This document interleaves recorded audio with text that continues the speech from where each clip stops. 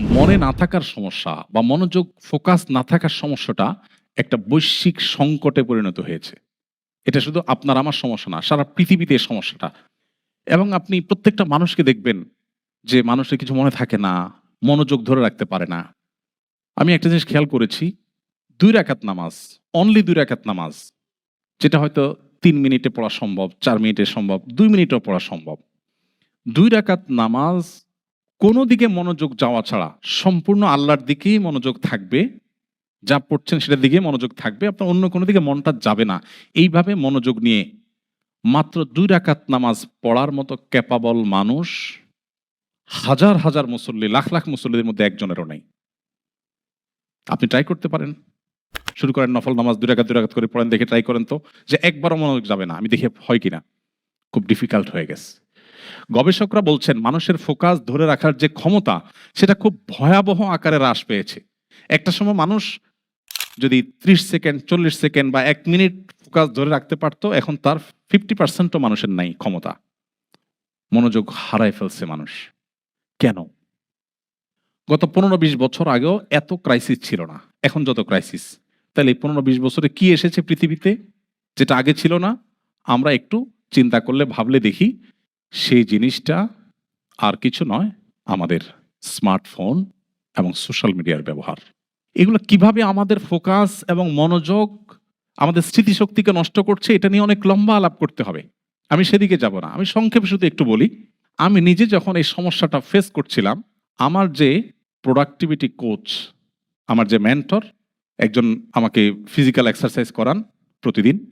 আরেকজন আমাকে সপ্তাহে ১ দিন কয়েক ঘন্টা সময় নিয়ে আমার সারা সপ্তাহের কাজগুলোকে আরো বেশি প্রোডাক্টিভ এবং আরো বেশি আপনার ভালোভাবে করার জন্য আমাকে গাইড করেন। তো আমার সেই প্রোডাক্টিভিটি কোচ বা আমার যে মেন্টর, পার্সোনাল মেন্টর, আমি তাকে বললাম যে, "আচ্ছা, আমার মনে থাকে না। আমি একসময় ২০০ পৃষ্ঠার বই পড়েছি, পুরাটা মুখস্থ হয়ে গেছে। আর এখন একটা সন আমি মুখস্থ রাখতে পারি না। নোট ছাড়া কথা বলতে পারি না। কি সমস্যা?" ডাক্তার দেখিয়েছি দেশে, দেশের বাইরে। কোনো সমস্যা ধরা পড়ে না। ডাক্তাররা কিছু খুঁজে পায় না। বাট আমি ফিল করছি এই সমস্যা। তখন সে আমাকে এক লাইনে বলল যে, "আপনি সকাল থেকে এই পর্যন্ত ফেসবুকে কতগুলো পোস্ট দেখেছেন?" তাই বললাম, "তা তো অগণিত। কারণ যেভাবে স্ক্রল করি আমরা, এটার কোনো এন্ডিং নাই তো। কিছুদূর গেলে হয়তো নেট একটু ঘুরবে। তার মানে তুমি ওয়েট করো, আসছে আরো।" তাই না? কখনো আপনাকে দিবে না দ্য এন্ড। আসবে? চিন্তা করেন যে জিনিসটার কোনো এন্ড নাই। আপনি যেভাবে খুঁজছেন মনে হয় যে কি হারায় গেছে। তাই না? অথচ আপনি অর্থহীন জিনিসের পিছনে কি খুঁজছেন? আপনাকে কেউ জিজ্ঞাসা করে, "ভাই কি খুঁজছেন?" আপনি কোনো জবাব দিতে পারবেন? কোনো জবাব দিতে পারবেন কি খুঁজছেন?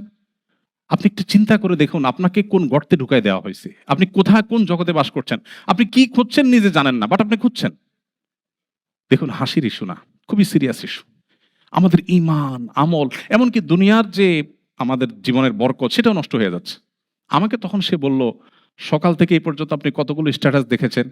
আমি বললাম, "না হলেও তো শখানেক হবে, আরো বেশি হবে।" কারণ স্ক্রল যখন করি প্রতি সেকেন্ডে তো ২ টা ৩ টা করে চায়। তো আমাকে বলল যে, "একটা স্ট্যাটাস আপনি আমাকে বলেন, আগাগোড়া যেটা আপনি দেখেছেন।" আমি বললাম, "তা তো বলতে পারব না।" বলছে, "কমেন্ট কি পরিমাণ দেখেছেন?" আমি অগণিত কমেন্ট দেখেছি। বলল যে, "একটা কমেন্ট বলেন আমাকে, আগাগোড়া।" আমি বললাম, "তাও বলতে পারব না।" তো আমাকে সে বলল, "এর মানে হলো আপনার ব্রেইনকে আপনি ট্রেন করছেন যে তোমাকে মুখস্থ রাখতে হবে না। তুমি ডোপামিনের আশায় সাময়িক আনন্দ, সাময়িক ব্যথা। একটা গুড নিউজ দেখেছেন, আপনার পছন্দের দল জিতেছে। ওয়াও! মাশাআল্লাহ আপনি খুশি হয়ে গেলেন, ডোপামিন। আবার দেখেছেন গাজায় মানুষগুলো অনাহারে মারা যাচ্ছে। এর মধ্যে আবার হামলা চালিয়েছে অভিশপ্তরা। এটা দেখার পর আপনার কষ্ট হয়েছে। মনটা খারাপ হয়েছে। এই যে সাময়িক আনন্দ আর সাময়িক বেদনা, এটাই আপনার উদ্দেশ্য এই স্ক্রলিং এর। এখান থেকে আপনি কোন জিনিস মুখস্থ করতে চান না। আপনার ব্রেইন অভ্যস্ত হয়ে গেছে যে আমাকে মুখস্থ করতে হবে না। এর ফলশ্রুতিতে আপনার কোনো কিছু মনে থাকে না, মনোযোগ থাকে না। বিকজ আপনার ব্রেইন অভ্যস্ত হয়ে গেছে মনোযোগ না রেখে অসংখ্য জিনিস পড়ার উপরে। আপনি এটা ছেড়ে দেন, সিরিয়াস হন, আপনার জীবনে পরিবর্তন আসবে।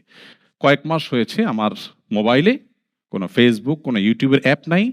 আমার অফিসে, আমার বাসায়, আমার কোনো পিসিতে কোথাও নিউজ ফিডে ঢুকার কোনো অপশনই নেই। সেটা এমনভাবে ব্লক করা আমি চাইলেও ঢুকার সুযোগ নেই।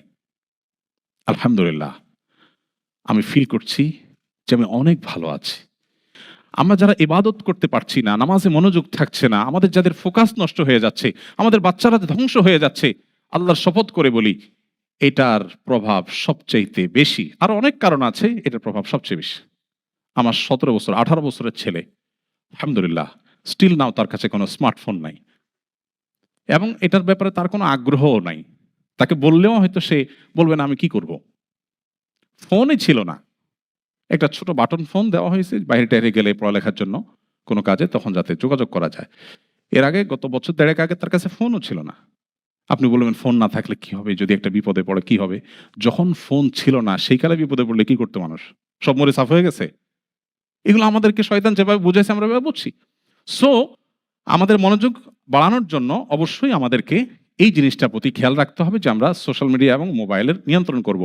আপনি কি সোশ্যাল মিডিয়াকে ব্যবহার করছেন নাকি সোশ্যাল মিডিয়া আপনাকে ব্যবহার করছে? এটা হলো সবচেয়ে বড় প্রশ্ন। আপনি কি ডাইরেক্ট হয়ে গেছেন নাকি কন্ট্রোল আছে? এটা গুরুত্বপূর্ণ প্রশ্ন। এটা আমাদেরকে শেষ করে দিচ্ছে। অনেক সময় দাওয়াতের কাজের নাম দিয়া ঘন্টাকে ঘন্টা স্ক্রল করছি উদ্দেশ্যহীনভাবে। এটা কখনো একজন মুসলমানের লাইফস্টাইল হতে পারে না, অসম্ভব। আমি জানি এই স্রোতের বিপরীতে আমার কথাগুলো খুব বেশি প্রভাব ফেলবে না, কিন্তু আমি আমার দায়িত্ব পালন করলাম। আল্লাহ যাকে হেদায়েত দিবেন তিনি হয়তো ডিসিশন নেবেন যিনি তার জীবনকে অনেক বেশি প্রোডাক্টিভ করবেন, বরকত দিয়ে পরিপূর্ণ করবেন। আল্লাহ আমাদেরকে তৌফিক দান করুন।